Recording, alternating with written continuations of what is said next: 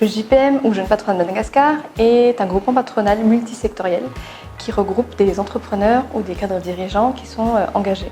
C'est un mouvement qui a commencé il y a 30 ans à Paris par des jeunes étudiants qui ont créé Junior Madagascar, qui avait pour objectif de promouvoir l'investissement à Madagascar.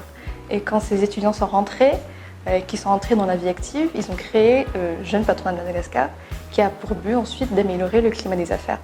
Donc depuis 30 ans, le JPM a créé des projets structurants, comme par exemple l'institution financière Solidis, l'école Esti. Les membres du JPM ont aussi été à l'origine d'autres groupements comme la CCIFM ou le Goticom, et à l'origine aussi de la plateforme qui s'appelle Cap Export. Aujourd'hui, le JPM capitalise sur ses acquis pour être un catalyseur de jeunes entrepreneurs et de dirigeants qui ont envie d'élever leurs standards, d'avoir un impact positif sur le secteur privé. Et notre vision, en fait, c'est de façonner dès aujourd'hui le secteur privé qui correspond à nos valeurs. Alors aujourd'hui, nous sommes... alors il y a plusieurs types de membres. Donc il y a le comité d'honneur qui est constitué des anciens présidents, donc ils sont au nombre de 9. Il y a les membres actifs, donc nous sommes 80 membres actifs. Et il y a aussi des membres qui ont été membres avant, mais qui sont membres d'autres groupements, qui sont, on va dire, une petite cinquantaine.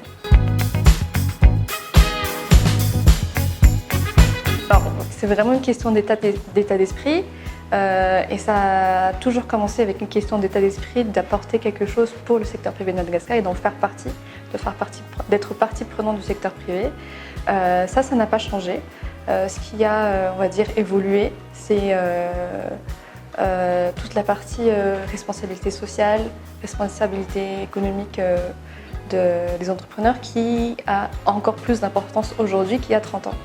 Il y a des enjeux sociaux qui ne sont pas les mêmes qu'il y a 30 ans. La vie n'est plus la même, la vie coûte plus la même chose. Donc le simple fait de recruter des personnes, d'employer des personnes et de faire en sorte qu'ils aient un emploi décent, par exemple, c'est une question qui ne se posait pas forcément il y a 30 ans, mais qui se pose encore plus aujourd'hui. Et où il faut vraiment sensibiliser et responsabiliser ceux qui entreprennent sur ce genre de sujet.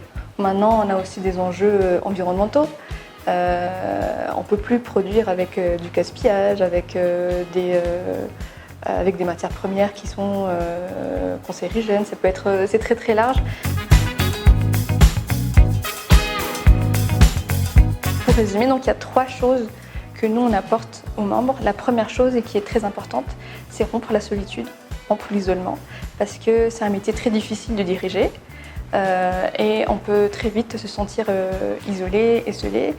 Et au JPM, il y a d'autres personnes de différents horizons, de différentes origines, de différentes tailles d'entreprise qui partagent les mêmes problématiques que tout le monde. Donc c'est l'idée de rencontrer des personnes et de partager sur des choses qui nous concernent tous du quotidien. La deuxième chose, c'est apprendre de nouvelles choses pour améliorer son entreprise. Nous, on a une philosophie, c'est que chaque personne qui donne du temps au JPM, c'est un temps qu'il donne à son entreprise. Ça peut être des outils de gestion, ça peut être, on fait aussi des after-work, des tables rondes sur des sujets du secteur privé. On fait aussi des visites d'entreprise, des rencontres avec des fondateurs. Donc l'idée, c'est de partir du JPM avec encore plus l'envie de travailler. La troisième chose, et non des moindres, c'est la convivialité.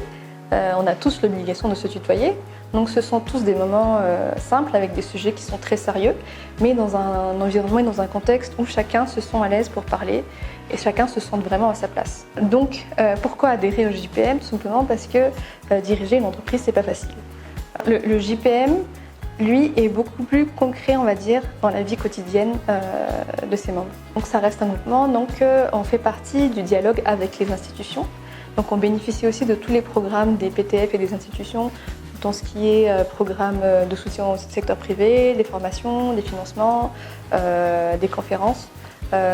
Donc c'est faire partie de ce qu'on appelle le secteur privé.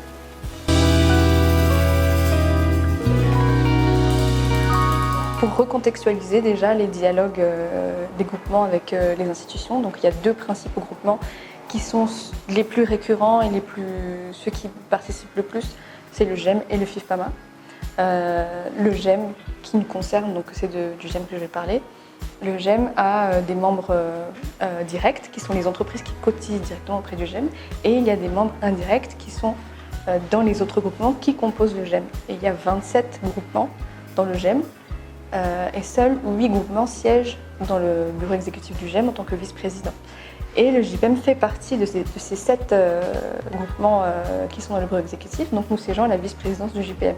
Donc en ce sens-là, on peut dire qu'on fait partie en tout cas de ceux qui façonnent le discours du secteur privé.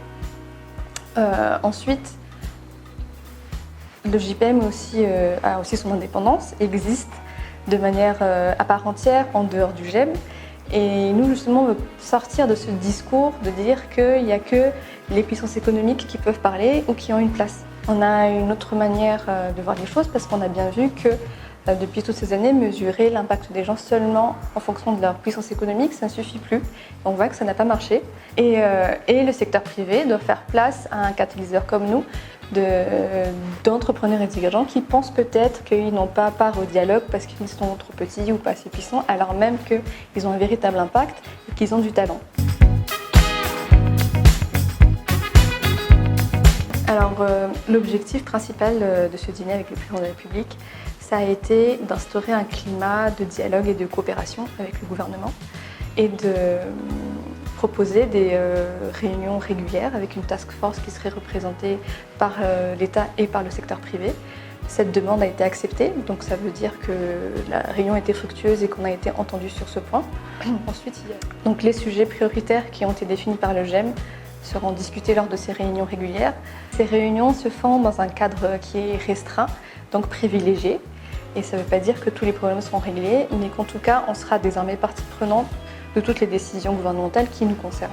Alors, les 5 sujets prioritaires du GEM sont la bonne gouvernance, l'énergie, les infrastructures, le climat, le capital humain. Et le dernier, c'est la prévoyance sociale. Oui, on est écouté. Il n'y a pas on va dire qu'il n'y a pas de hiérarchie des doléances. Je pense que les autres groupements ont peut-être pris plus de place, c'est parce que c'est eux qui ont eu le plus de doléances pour le moment. Le JPM s'est beaucoup concentré sur des projets structurants qui ont été créés ces 30 dernières années. Là maintenant, c'est vrai que nous aussi, on est un groupement qui est multisectoriel. Donc il faut que ce que nous, on demanderait un jour concerne plusieurs personnes de différents secteurs et de différentes tailles, etc.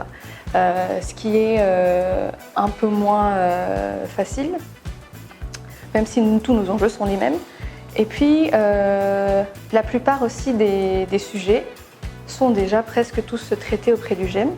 Il y a des commissions auprès du GEM comme la fiscalité, comme l'entrepreneuriat, comme l'éducation.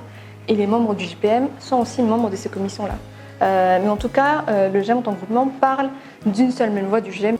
Il peut emmener certains groupements qui portent certaines doléances sur des sujets précis, mais de manière générale, il est censé représenter tout le monde.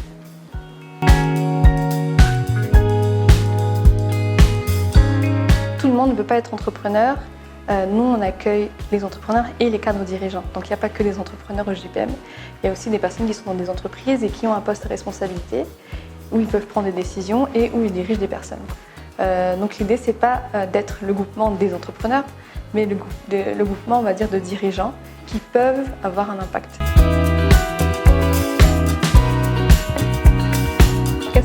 Quelles sont les valeurs du JPM? Il y a l'éthique des affaires, la responsabilité sociale et environnementale et la culture de l'excellence. Culture de l'excellence, c'est toujours vouloir faire mieux et toujours vouloir se mettre, on va dire, sur les mêmes standards internationaux parce que la concurrence aujourd'hui, elle est globalisée. C'est pas juste, on n'est plus en compétition avec le local, mais avec le monde entier. Est-ce que c'est en contradiction avec la rentabilité? En fait, non, parce que maintenant, on parle dans le monde entier, on parle de performance globale également. On mesure les performances financières, mais on mesure aussi tout ce qu'il a fallu faire pour arriver à cette performance-là. Nous, on a la conviction qu'aujourd'hui, à Madagascar, il faut faire les deux, parce qu'on connaît le pays dans lequel il est, l'état dans lequel il est. On se regarde au fait dans 10 ans, 15 ans, dans 20 ans, qu'est-ce que ça va devenir, et pour pouvoir se projeter, il faut se dire que nous avons commencé déjà de manière responsable. Maintenant, c'est vrai que ce sont des grands mots et que c'est de belles valeurs, mais dans le quotidien, c'est pas facile. On est confronté tous les jours à des choix qui ne sont pas faciles à faire dans le quotidien. Et en fait, nous, l'idée, c'est pas de jeter la pierre sur les personnes ou d'être des donneurs de leçons. L'idée pour nous, c'est de donner des outils pour faire face à tous ces choix-là qu'on doit faire tous les jours. Pour être membre du JPM, il y a un lien à cliquer sur notre page Facebook. Il y a un bouton qui s'appelle s'inscrire. Vous remplissez le formulaire. Après, en fait, cette candidature va passer en réunion lorsque le bureau se réunit. Et 3 personnes vont décider de vous parrainer ou pas.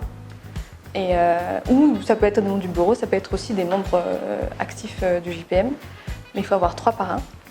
Et des parrains que vous ne connaissez pas forcément, mais des gens qui, en lisant votre candidature, vont accepter de vous parrainer. Et voilà, c'est aussi simple que ça. Tout le monde peut. Les critères sont quand même d'avoir une entreprise formelle, donc avec une carte fiscale à jour. Donc l'entreprise doit quand même être enregistrée auprès des centres fiscaux. À part ça, il n'y a pas d'autres critères à part le fait d'avoir cet état d'esprit-là qu'on recherche, qui doit se refléter dans la candidature que vous faites.